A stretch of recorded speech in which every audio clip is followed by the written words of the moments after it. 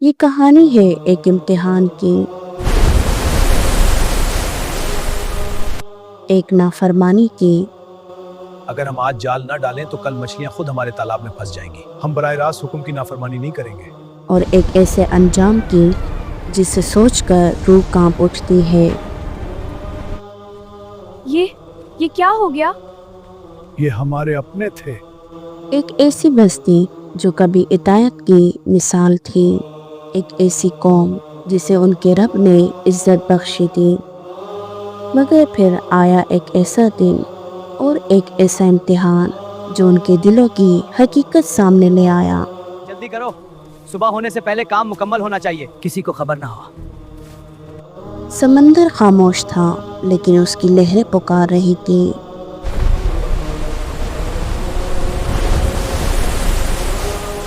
مچھلیاں کنارے تک آ رہی تھی جیسے دعوت دے رہی ہو، اور انسان کا دل ہمیشہ کی طرح آزمائش کے سامنے کمزور پڑنے لگا۔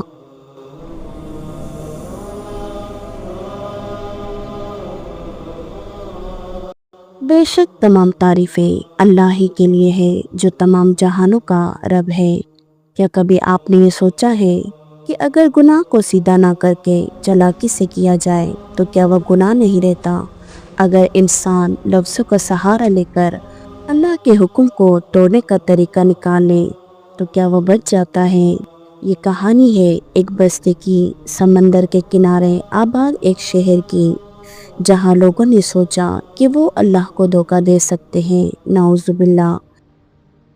ہم حکم تو نہیں توڑ رہے، ہم صرف جمعے کو گڑھے کھودیں گے اور اتوار کو مچھلی نکال لیں گے۔ یہ تو صرف ایک تدبیر ہے، اس میں نافرمانی کہاں ہے؟ مگر وہ بھول گئے کہ اللہ نیت کو دیکھتا ہے۔ یہ واقعہ ہے سبت کا، اور یہ واقعہ صرف تاریخ نہیں، یہ آج کے انسان کے لیے ایک آئینہ ہے۔ مکہ سے صدیوں پہلے ایک بستی تھی جس کا نام تھا ایلہ، جہاں کی صبح نے ایک ایسا منظر دیکھا جس نے تاریخ کو کانپنے پر مجبور کر دیا۔ ان میں سے کسی نے کہا کہ دیکھو، سمندر آج ابل رہا ہے، اتنی مچھلیاں، اتنی تو ہم نے پورے سال میں نہیں دیکھی۔ تو ایک بزرگ نے کہا کہ خبردار، آج سبت کا دن ہے، ہمارے رب کا حکم ہے، آج جال مت پھینکنا، یہ ایک امتحان ہے۔ کیا تم اللہ کے حکم کے ساتھ کھیل رہے ہو؟ یہ دھوکہ ہے، اور دھوکہ بھی اللہ کے ساتھ۔ ہم نے حکم نہیں توڑا۔ لیکن کیا ہوتا ہے کہ جب لالچ ایمان سے بڑی ہو جائے؟ یہ بات ہے حضرت داؤد علیہ السلام کے زمانے کی۔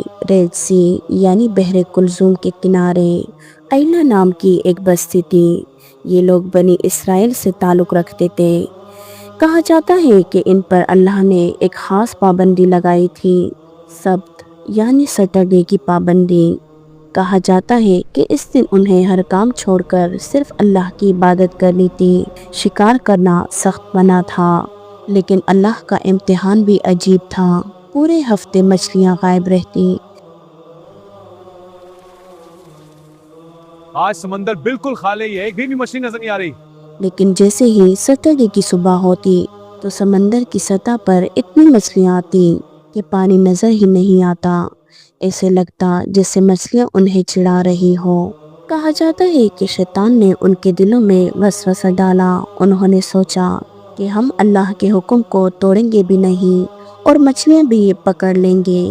ان میں سے ایک کہتا ہے کہ سنو، ہم ہفتے والے دن مچھلی نہیں پکڑیں گے، ہم جمعے کی شام کو سمندر کے کنارے گہری نالیاں کھود دیں گے، اور جب مچھلیاں لہروں کے ساتھ ان نالیوں میں آئیں گے تو ہم راستہ بند کر دیں گے، مچھلیاں وہیں پھنس جائیں گی اور ہم انہیں اتوار والے دن نکال لیں گے۔ لہٰذا اس طرح نہ ہفتے کو شکار ہوا اور نہ ہی کوئی گناہ۔ یہ تھا وہ دھوکہ جسے آج کی زبان میں ہم لوپ ہول کہتے ہیں۔ انہیں لگا کہ انہوں نے خدا کو بے وقوف بنا دیا۔ نعوذ باللہ۔ کہا جاتا ہے کہ شہر دو حصوں میں بٹ گیا، ایک وہ جو دھوکہ کر رہے تھے اور ایک وہ جو انہیں روک رہے تھے۔ لیکن جب یہ دھوکہ عام ہونے لگا تو بستی 3 گروہ میں بٹ گئی۔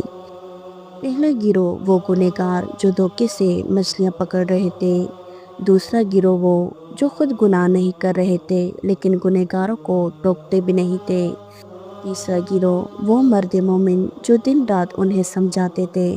کہتے ہیں کہ ایک بزرگ نے انہیں سمجھانے کی کوشش کی کہ اے بھائیوں یہ دھوکہ بند کرو، تم نالیاں بنا کر کسے بیوقوف بنا رہے ہو کہ اللہ دلوں کا حال نہیں جانتا۔ تو گنہگاروں کے گروہ میں سے ایک نوجوان نے کہا، ہم نے کون سا ہفتے کو جان ڈالا ہے، ہم تو اتوار کو مچھلیاں نکالتے ہیں، تم اپنی عبادت کرو، ہمیں اپنا کام کرنے دو۔ حالات اتنے خراب ہو گئے کہ تیسرے گروہ نے بستی کے بیچ ایک دیوار کھڑی کر دی کہ ہم تمہارے ساتھ نہیں رہ سکتے، کہیں تمہارا عذاب ہم پر نہ آ جائے۔ کہتے ہیں کہ حضرت داؤد علیہ السلام نے ان پر لعنت بھیجی جب انہوں نے حد پار کر دی۔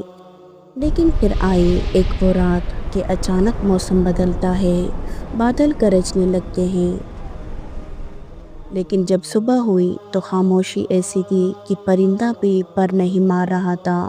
کہتے ہیں کہ جب اگلے دن وہ گنہگار نظر نہ آئے تو مسلمان تو مومن ایک دوسرے سے کہنے لگے کہ آج گنہگاروں کے دروازے نہیں کھلے، سورج نکل آیا ہے ابھی تک کوئی باہر نہیں آیا۔ کہا جاتا ہے کہ جب نیک لوگوں نے دیوار پھاند کر اندر دیکھا تو ان کی روح کانپ گئی، وہاں کوئی انسان نہیں تھا، صرف بندر آپس میں تھے۔ وہ ایک دوسرے کو پہچان رہے تھے، رو رہے تھے، اپنے رشتہ داروں کے قدموں میں گر رہے تھے، لیکن ان کے منہ سے انسانی زبان نہیں بلکہ جانوروں کی آوازیں نکل رہی تھی۔ قرآن کہتا ہے فَقُلْنَا لَهُمْ كُونُوا قِرَادَةً خَاسِئِينَ، تو ہم نے انہیں کہا کہ ہو جاؤ ذلیل بندر۔ اسکالرز کہتے ہیں کہ وہ 3 دن تک زندہ رہے، انہوں نے نہ تو کچھ کھایا اور نہ ہی کچھ پیا، اور پھر وہ سب کے سب ختم ہو گئے۔ ناظرین، یہ صرف ایک پرانا واقعہ نہیں ہے، اگر دیکھا جائے تو یہ ایک آئینہ ہے۔ آج ہم بھی وہی کر رہے ہیں۔ اللہ نے سود کو حرام کیا ہے اور ہم نے اسے سروس چارجز یعنی مرکب کا نام دے دیا ہے۔ جہاں اللہ نے پردے اور حیا کا حکم دیا ہے وہاں ہم نے اسے ماڈرنزم کا نام دیا ہے۔ کہیں ہم یہ تو نہیں سوچ رہے کہ ہم رول کے ساتھ کھیل کر بچ جائیں گے۔ ہم گناہ کو کریٹیو نام دیتے ہیں، لیکن یاد رکھیں کہ بنی اسرائیل کے اس گروہ کو ان کی سمارٹنس نہیں ڈبایا تھا۔